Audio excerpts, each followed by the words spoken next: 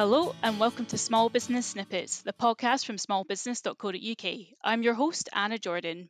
Today we have John Tusa, author, journalist, and one of the founding presenters of BBC's Newsnight. He's served on several boards, including the British Museum, the Clore Leadership Programme, and since 2014, the European Union Youth Orchestra. On top of that, John was the managing director of the BBC World Service and London's Barbican Centre. Today, we're going to be talking about the secrets of the boardroom as outlined in his latest book, On Board. Hi, John. Morning, Anna. How are you doing? Pretty well, thank you. Pretty well. Looking forward to this. Looking forward to talking to you. Great. Right, so as mentioned in the intro, I'm going to start with your latest book, On Board. You talk about the importance of having a plurality of expertise, but you make it clear at the same time that artistic institutions, not-for-profits, are different from businesses. But are there any sort of transferable lessons from these types of boardrooms to the business boardroom?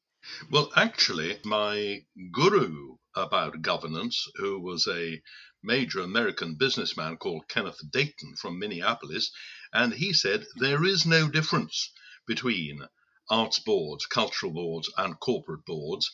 And if anything, my British contacts said cultural boards are much more complicated than business boards because they have so many different layers of accountability. So there aren't two worlds, there's only one world, and that is governance and the relationship between the supervisory board and the executive board.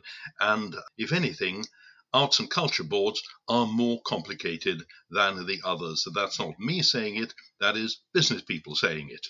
That is interesting. I understand that at times the CEO of a company can also be the chairman, but I understand that at the same time they can also be very separate roles. How do they differ exactly? Well, the CEO, the Chief Executive Managing Director, call them what you want, are responsible for management, for actually running the place. And they're also responsible for devising the strategic direction of the organization. The supervisory board are there to advise, help, encourage, monitor, warn, and, if necessary, get rid of the chief executive. Again, my great American guru, Kenneth Dayton, said, governance is governance. That is, you look after the overall organization, and management is management, and you mustn't confuse them. And that is why anybody who thinks they can be a chairman and managing director is riding readily and speedily for trouble. They are separate functions. Somebody defined the relationship between the chairman and the chief executive as partnership, but separation. That is close partnership until the time that you have to sack them. And that is an absolutely essential relationship and a tension, but a constructive tension at the heart of the governance management business. Right. So these are typically one of the most turbulent relationships that you'd find in the boardroom. Well, they can be, but on the other hand, I had at least two, maybe three, very good relationships with either the chairman when I was the chief executive or with my chief executive when I was chairman. And when you get it right, it is extremely productive, it's very enjoyable, and it's very good for the organization concerned. Let's be quite clear. Any organization which has a bad relationship between the chair and the chief executive is in real trouble. And I saw several of those. And in a way, you can't take too much trouble over getting that relationship right and making sure that the relationship is right. One of the key things about it is absolute openness and transparency. I said to my chief executive at the University of the Arts London, you will always hear it from me first. You will never hear rumours. You will never hear gossip. If there's anything that we have to deal with, you and I will deal with it first, alone, and properly. And if you do it that way, you have trust, you have openness, you have transparency, and you can have a terrific and successful relationship. Great. And so for, say, a business owner, a director who is fairly new, isn't used to the boardroom environment, perhaps a bit intimidated by it, what kind of advice do you have for them in terms of survival, I suppose? Well, it shouldn't be survival in the sense that It is a key part of the relationship. If you are whatever size of enterprise and you have a supervisory board, the assumption is that it is a constructive partnership. But as I mentioned before, the supervisory board mustn't interfere in management.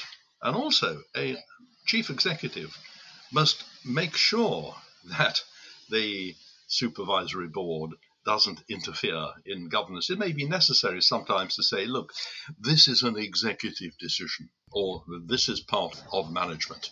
But it ought not to be a relationship of fear. And in any case, the chief executive should always have some idea of who the chair will be bringing onto the supervisory board. But the really important thing is that the chair has to make sure that members of the trustee board know that they are there to provide their individual skills, yes, but also to give good overall advice, but not to interfere. On that basis, it should be positive, harmonious, constructive, and lead to the success of the organization. How about managing the tensions that come up between members of the board? What's the best way to go about resolving those?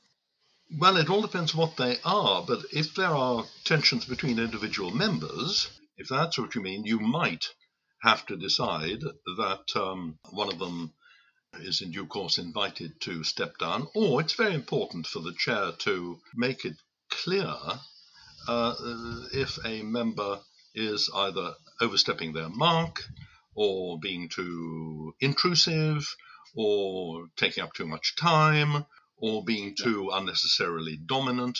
The chair is responsible for the way the board works, and they have to make it clear.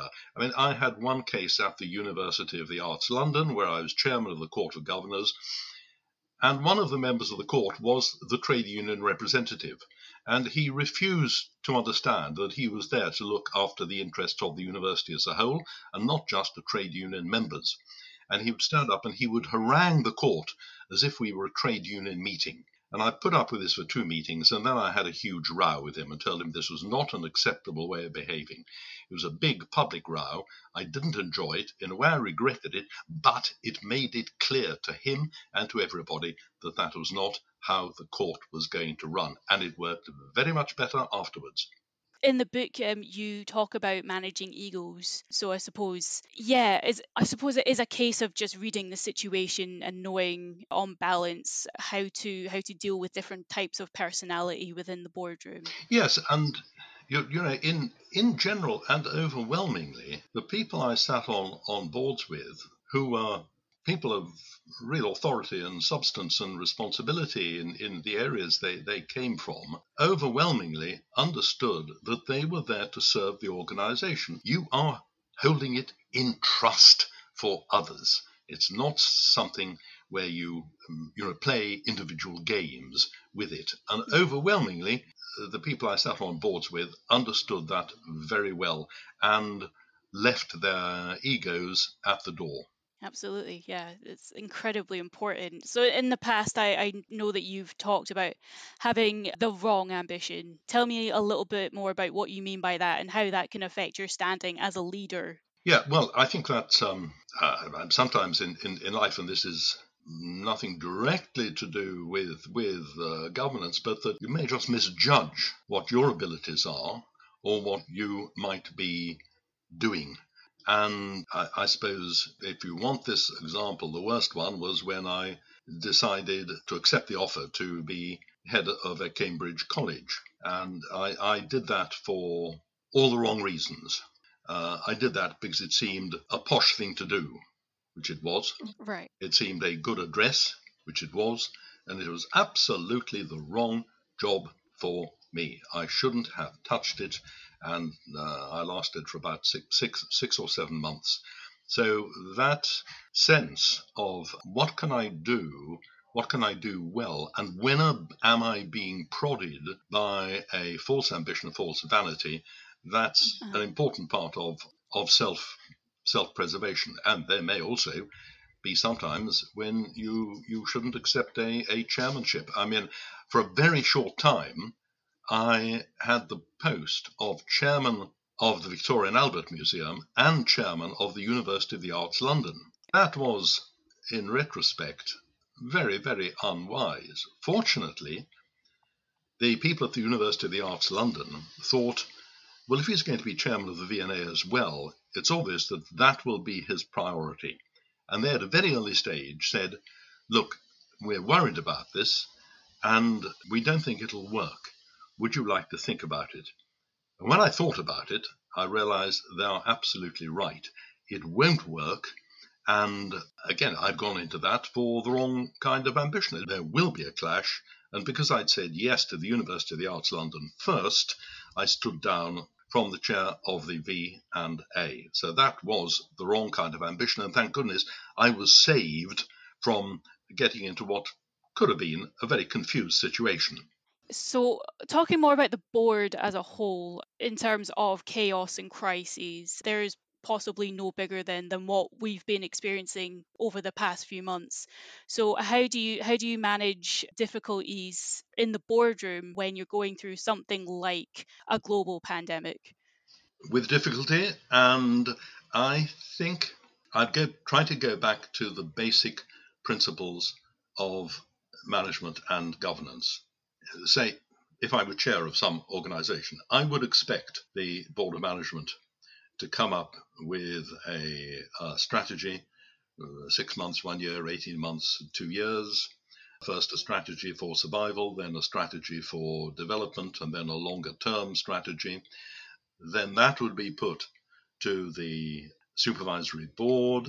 We would look at what the financial implications were, decide whether it was doable, not doable, and there'd be a process of the supervisory board reviewing what management suggested, sometimes suggesting less, sometimes suggesting more, sometimes suggesting that they should be more ambitious in these times. You can't, for example, because there's a pandemic, just say, we'll stop doing anything. So the times are very tough, but the way that people behave in them, I think, makes it even more important that they behave as a good board and executive together should behave.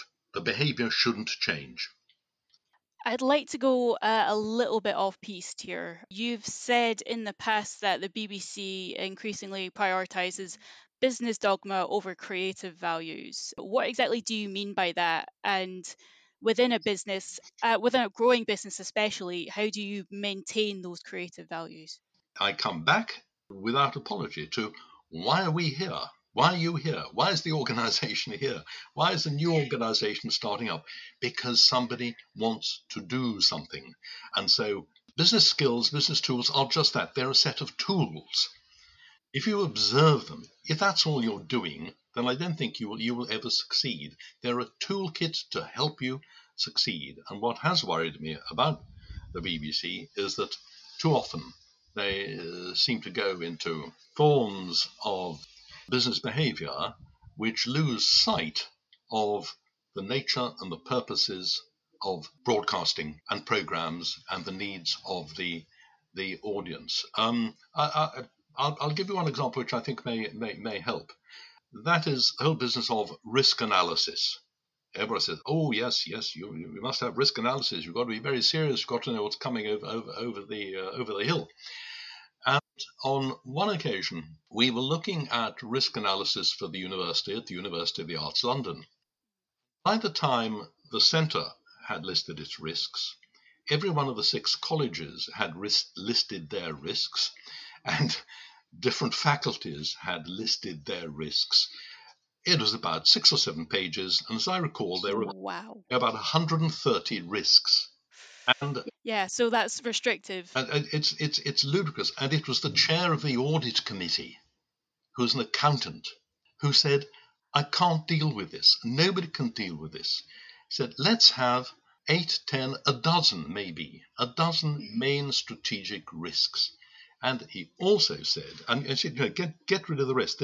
This becomes a sort of separate activity in its own right. Dreaming up risks it's ludicrous. And he also said, if you can have a risk register, why not have an opportunity register? He said risk and opportunity are just different sides of the same coin. Yeah, I completely understand. And I think it's a good exercise for business owners in general to have this opportunity register. Sorry, Andrew, I can also say about objectives. A good colleague of mine, actually, he was the chair of the British Museum, and he used to run Unilever. On one occasion, he was at a gathering of the chairs of the major cultural institutions at a meeting organised by the Department for Culture, Media and Sport. And they were discussing, the chairs and the department, ministers and so on, the whole business of objectives. And this man who used to chair Unilever said, in my experience at Unilever, we would set about 7 or 8 objectives. And if I got most of the people, most of the time, to work to half a dozen of them, I thought we were doing very well. And he noticed that the Secretary of State looked a little pale.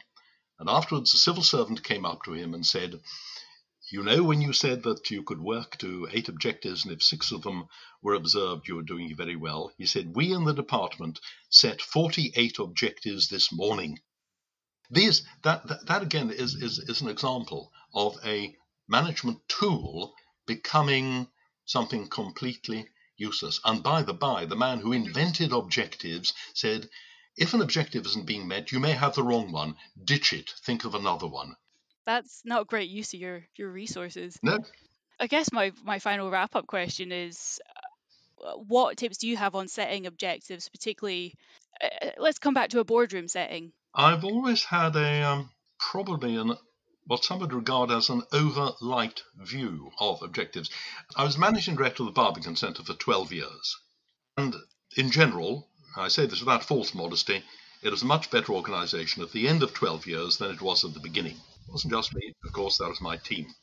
And from time to time, people said to me, did the Corporation of London set you strict objectives, what you had to do? And I said, no, they never set anything, but I knew that I worked to 4 objectives. Number 1, run a good art centre. Number 2, run it within the financial limits that you have. Number 3, bring credit to the Corporation of London so that everybody could say, isn't the Corporation of London wonderful, they found the Barbican? And number 4 is don't insult the Lord Mayor.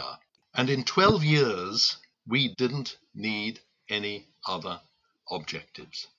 So I would say to everybody, strip yourself of these things and say, are they helping me do what I want to do, what the organization needs to have done, or are they a substitute for making sure the organization works properly? And if you can shed all that and keep things clear, then the governance will work better and the management will certainly work better. What about critics that would say, oh, we need SMART goals that are measurable and are based on precise numbers? And yeah, the answer to that is measures measure what measures measure. Right. And measures hardly ever get to the heart of what an organization is about. I mean, you look at the finances the whole time. Of course you do.